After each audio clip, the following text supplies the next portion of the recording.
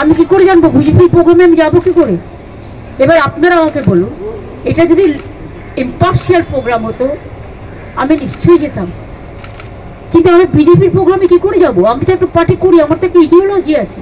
अगर हम लोग इकट्ठा हो जाएगा तो तुम्हारा चेयर ही गिर जाएगा।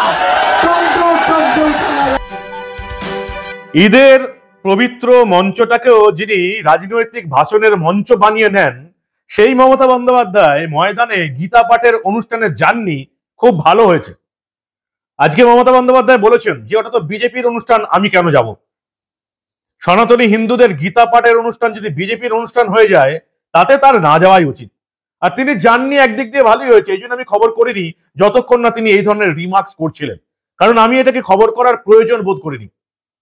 মমতা বন্দ্যোপাধ্যায় এই মুহূর্তে এই রাজ্যে, মমতা বন্দ্যোপাধ্যায় এবং তার তৃণমূল হচ্ছে অধর্মের প্রতীক। আর আমরা একটা ধর্মযুদ্ধে নেমেছি, যেখানে মমতা বন্দ্যোপাধ্যায় তার তৃণমূল কংগ্রেস অধর্মের প্রতীক, কৌরবদের প্রতীক, যেটা গতকাল ব্রিগেডে ময়দানে অনেক বক্তা বলে গেছেন যে মমতা বন্দ্যোপাধ্যায় অধর্মের পক্ষে আছেন। ফলে এই ধর্মযুদ্ধে যাদের বিরুদ্ধে লড়ছি তারা এই সনাতনীদের গীতা পাঠে আসুক এবং সেই মঞ্চটাকে অপবিত্র করুক, আমি অন্তত চাইনি, সেই জন্য কোনো খবর করিনি। আজকে মমতা বন্দ্যোপাধ্যায় পরিষ্কার বলেই দিলেন ওটা বিজেপির মঞ্চ। চলুন দেখি আগে এই কোচবিহার যাওয়ার পথে দমদম বিমানবন্দরে সাংবাদিকদের প্রশ্নের উত্তরে রাজ্যের মুখ্যমন্ত্রী মমতা বন্দ্যোপাধ্যায় কিভাবে সনাতনীদের গীতা পাঠের অনুষ্ঠান থেকে দাগিয়ে দিলেন, দেখুন আপনারা। আমি কি করে জানবো বিজেপির প্রোগ্রামে আমি যাবো কি করে? এবার আপনারা আমাকে বলুন, এটা যদি ইম্পার্শিয়াল প্রোগ্রাম হতো আমি নিশ্চয়ই যেতাম, কিন্তু আমি বিজেপির প্রোগ্রামে কি করে যাবো? আমি তো একটু পার্টি করি, আমার তো একটু ইডিওলজি আছে। আমি সব ধর্মকে সম্মান করি, আমি সব বর্ণ, সব জাতি, সবাইকে সম্মান করি, কিন্তু যেখানে বিজেপি ডাইরেক্টলি ইনভলভ সেখানে আমি যাবো কি করে বলুন তো? যারা বলছে আমরা নেতাজিকে ঘৃণা করি, গান্ধীজিকে মানি না, আমি সেখানে যেতে পারবো না। আমার বাবা মা এই শিক্ষা আমায় দেয়নি, আমার বাংলার মাটি এই শিক্ষা দেয়নি, আমাদের টিচার্সরা এই শিক্ষা দেয়নি। বাংলাকে যারা অপমান আর অসম্মান করে, যারা বাংলা বিরোধী, তাদের সাথে আমি নেই। অসাধারণ অনুষ্ঠান কালকে একটা দেখলাম। এখন অব্দি যেটা খবর, প্রায় 6.5 লক্ষ থেকে 7 লক্ষ মানুষের সমাগম হয়েছিল। বাগেশ্বর ধামের মহারাজা ধীরেন্দ্র কৃষ্ণ শাস্ত্রী তো কাঁপিয়ে দিয়েছেন, বাংলার সবটাই ছিলেন। মমতা বন্দ্যোপাধ্যায় বলছেন বিজেপির প্রোগ্রাম। তাহলে যে রাজনৈতিক মঞ্চ ভেবে ঈদের নামাজে তিনি যান, সেটা কাদের প্রোগ্রাম? এই যে মমতা বন্দ্যোপাধ্যায় বলছেন বিজেপির প্রোগ্রাম, আর তিনি, তাকে দেখেছি আমরা রেড রোডে ঈদের নামাজে রাজনৈতিক ভাষণ দিতে। এই অনুষ্ঠানে যারা যারা দাঁড়িয়ে রয়েছে তাদের অধিকাংশই তৃণমূলের নেতা। যে তৃণমূলের নেতারা ঈদের মঞ্চটাকেও মমতা বন্দ্যোপাধ্যায়কে ব্যবহার করতে দেন রাজনৈতিক মঞ্চ হিসাবে। আমি জানি না অধিকাংশ মুসলিমরা এটাকে সমর্থন করেন কিনা, অন্তত শিক্ষিত মুসলিমদের জানি তারা এগুলোতে একেবারেই বিরক্ত যে মমতা বন্দ্যোপাধ্যায় পবিত্র ঈদের দিনে ঈদের মঞ্চে দাঁড়িয়ে রাজনৈতিক ভাষণ দিচ্ছেন এবং বিজেপির বিরুদ্ধে কথা বলছেন। ঈদের মঞ্চে কেউ বিজেপির বিরুদ্ধে কথা বলবে, এটা মুসলিমরা যারা রেড রোডে হাজির থাকেন তাদের অধিকাংশ পছন্দ করেন না। কিন্তু তবু শুনতে হয় কেন? কারণ তাদের মাথায় যারা বসে আছেন সেই সমস্ত তৃণমূলের মুসলিম নেতারা এই সুযোগটা মমতা বন্দ্যোপাধ্যায়কে করে দেন। রেড রোডের নামাজে যান মমতা বন্দ্যোপাধ্যায়, কাদের প্রোগ্রাম ওটা? তৃণমূলের তো। সেখানে গিয়ে মমতা বন্দ্যোপাধ্যায় কি বলেন দেখুন আপনারা। दुआ मांगेंगे, अल्लाह दुआ करो, इसको हिम्मत अब रुक दो, इसको दादागिरी अब रुक दो, इसको जुमला अब रुक दो। इस बोलता है टोक दो, क्या टोक दो? अगर हम लोग इकट्ठा हो जाएगा तो तुम्हारा चेयर ही गिर जाएगा। टोक दो चला जाएगा। मैं इन्हीं शब्दों के साथ आप लोग को फिर ईद मुबारक कहती हूँ। और आने वाला टाइम में, एक टाइम में भेंट होगा तो हम कुर्सी चेंज करके ही करेंगे, उसको चेंज करके ही। बहुत बहुत धन्यवाद। যিনি সংখ্যালঘুদের তোষণ করেন, কাজের কাজ কিছুই করেন না, তিনি যে এই রেড রোডে ঈদের নামাজে যাবেন তাদের ভোট আদায় করতে, আর ময়দানে গীতা পাঠের অনুষ্ঠানে যাবেন না, এটা একেবারেই পরিষ্কার। আর আমার ভালো লেগেছে যে মমতা বন্দ্যোপাধ্যায় এই অনুষ্ঠানে যাননি। এত বড় একটা পবিত্র অনুষ্ঠানে অধর্মের পক্ষে যিনি লড়াই করছেন তার না যাওয়াটাই উচিত। মমতা বন্দ্যোপাধ্যায় যদি চলে আসতেন আমি অন্তত খুব কষ্ট পেতাম। আমি জানি না বাকি সনাতনীরা এবং হিন্দু ধর্মের মানুষরা কি বলবেন। গীতা শব্দটা ঠিক করে উচ্চারণ তিনি করতে পারবেন না। গীতার কতগুলো অধ্যায় আছে সেটা যদি উনি বলে দিতে পারেন তো অনেক কিছু হয়ে যাবে। অতএব উনি না গিয়ে ওই জায়গাটাকে পবিত্র রেখেছেন, এটা আমি একজন হিন্দু হিসেবে মনে করি।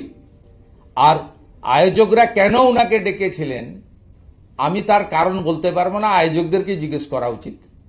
আমি মনে করি মমতা বন্দ্যোপাধ্যায়কে কোনো হিন্দুদের কর্মসূচিতে ডাকা উচিত নয়, কারণ মমতা বন্দ্যোপাধ্যায় হিন্দুদের রীতিনীতি মানেন না, পিতৃপক্ষে কাঁচি নিয়ে ঘোরেন। অতএব এই মুখ্যমন্ত্রীকে হিন্দু বলে আমি অন্তত ব্যক্তিগতভাবে স্বীকার করি না, তো অন্য কেউ তার ব্যক্তিগত মত দিতে পারে, আমি স্বীকার করি। মমতা বন্দ্যোপাধ্যায় মুসলিমদের দুধেল গায়ের সঙ্গে তুলনা করেছেন, যেটা আর কেউ বলেনি। সেটা বলেছেন মমতা বন্দ্যোপাধ্যায় যে গরু দুধ দেয় তার চাট সহ্য করতে হবে। কি বলেছিলেন মমতা বন্দ্যোপাধ্যায়? দুধেল গাই ওয়ার্ডটা যেখান থেকে এসছে দেখুন। যাচ্ছি, আপনারাও আসবেন। আমি তো মুসলিমদের তোষণ করি, 100 বার যাব। যে গরু দুধ দেয় তার লাথি খাওয়া উচিত, যে গরু দুধ দেয় তার লাথি খাওয়া উচিত।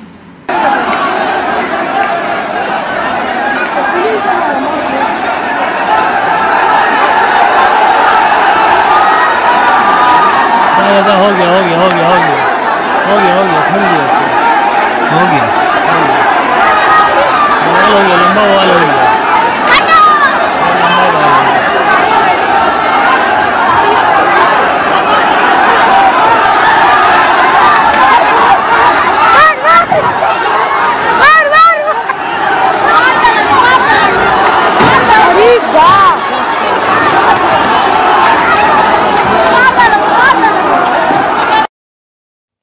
মমতা বন্দ্যোপাধ্যায়ের এই অভিনয় এবার কিন্তু মুসলিম সম্প্রদায়ের মানুষরা ধরে ফেলেছেন।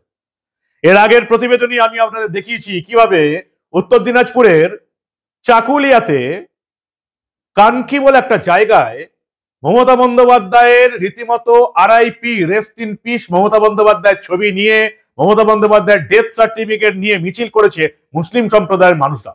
কারণ তারাও বুঝে গেছেন গত 3 বছর ধরে আমি যেটা মুসলিম ধর্মের মানুষদের বোঝাতে চেয়েছি, যে মমতা বন্দ্যোপাধ্যায় নিজের গদি রাখা ছাড়া মুসলিম ধর্মের মানুষদের জন্য আর কিচ্ছু করেননি। গোটা রাজ্যের দিকে একবার তাকিয়ে দেখুন, মারছে মুসলিম, মরছে মুসলিম। বগটুয়ে কারা মারা গেল? জ্যান্ত পুড়িয়ে মেরেছিল বাইরে থেকে তালা দিয়ে। কারা পুড়িয়ে মেরেছিল? যারা পুড়িয়ে মেরেছিল তারাও তৃণমূলী মুসলিম, যারা পুড়ে মরেছিল তারাও তৃণমূলী মুসলিম। বকরা নিয়ে গন্ডগোল হয়েছিল। গোটা রাজ্যের মুসলিম সমাজকে দুষ্কৃতী বানিয়ে রেখেছে মমতা বন্দ্যোপাধ্যায়ের তৃণমূল কংগ্রেস। চারপাশে তাকিয়ে দেখুন, শওকত মোল্লা মমতা বন্দ্যোপাধ্যায়ের দলের বিধায়ক। মমতা বন্দ্যোপাধ্যায় জানেন তিনি বোমা বাঁধেন। প্রকাশ্য জনসভায়, প্রশাসনিক সভায় মমতা বন্দ্যোপাধ্যায় নিজে বলেছিলেন, শওকত সবাই জানে তুই বোমা বাঁধিস। সেই লোকটাকে মমতা বন্দ্যোপাধ্যায় বিধায়ক করেছেন। আর কি কোনো মুখ ছিল না মুসলিম সমাজে? মমতা বন্দ্যোপাধ্যায় বলছেন আমি মাদ্রাসা বাড়িয়ে দেবো।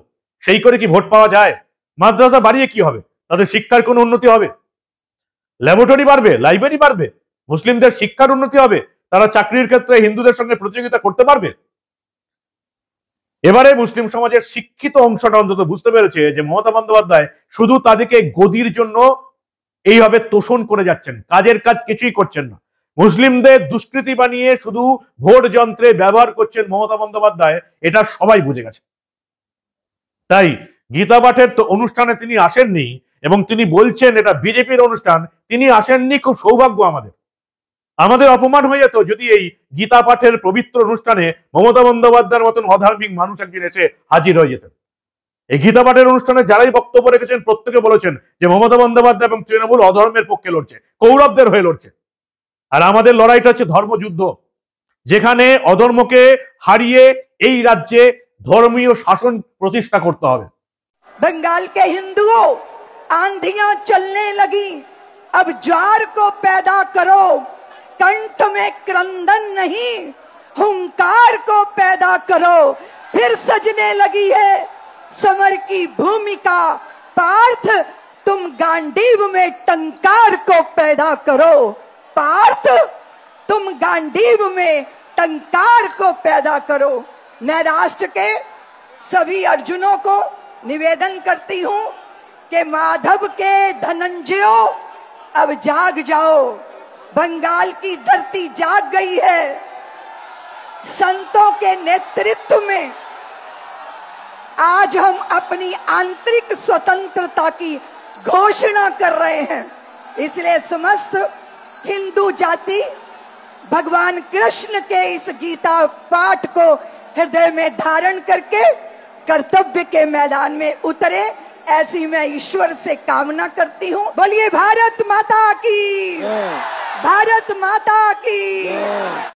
এই চোর দুর্নীতিবাজের সরকারটাকে আমরা চাই না। আমরা চাই যোগ্য শিক্ষকরাই চাকরি পাক। এই অনুপ্রবেশকারীদের আশ্রয়দাতা সরকারটাকেও আমরা চাই না। আমরা চাই এই রাজ্যে, এই দেশে ভারতীয় নাগরিকরাই থাকুক, শুধু হিন্দুরা নয়, মুসলিমরাও। আমরা এটা মুসলিম সমাজকে বার্তা দিতে চাই যে যদি বাংলাদেশি রোহিঙ্গা মুসলিমরা এই রাজ্যে ঢোকে তাহলে জমি দখল করে বসবে, সেটা শুধু হিন্দুদের জন্য নয়, মুসলিমদের পক্ষেও খারাপ হবে। তাদের চাকরির ক্ষেত্রে, খাদ্যের ক্ষেত্রে যে তারা ভাগ বসাবে সেটা শুধু হিন্দুদের জন্য নয়, মুসলিমদের পক্ষেও খারাপ হবে। ফলে মমতা বন্দ্যোপাধ্যায় যে তোষণ রাজ তৈরি করে শুধুমাত্র মুসলিমদের ভোটের জন্য ব্যবহার করছেন, এবার মুসলিম সমাজ সেটা বুঝতে পেরেছে, তবে সেটা কিছু পার্সেন্ট। এই অংশটা যখন অনেকটা বাড়বে তাহলে মমতা বন্দ্যোপাধ্যায় সরকার মুসলিমদের কাছ থেকেও একটি ভোটও পাবে না। আর যারা এখনো মমতা বন্দ্যোপাধ্যায়কে, যে সমস্ত তৃণমূলী মুসলিমরা মমতা বন্দ্যোপাধ্যায়কে এই ঈদের যে রেড রোডের নামাজ হয় সেখানে রাজনৈতিক ভাষণ করতে দেন, অধিকাংশ মুসলিমরা এবার সেটার প্রতিবাদ করুন। ঈদ মুসলিম ধর্মের পবিত্র একটা উৎসব, সেই পবিত্র উৎসবের মঞ্চে কাউকে রাজনৈতিক ভাষণ রাখতে দেবেন না, ঠিক যেমনটা কলকাতার পুজো উদ্যোক্তারা করে থাকে। মমতা বন্দ্যোপাধ্যায় দলদাসগিরি করে, অধিকাংশ পুজোর উদ্যোক্তা হচ্ছে তৃণমূলের নেতা, তারা দুর্গাপুজোর অনুষ্ঠানেও মমতা বন্দ্যোপাধ্যায়কে রাজনৈতিক ভাষণ দিতে দেন।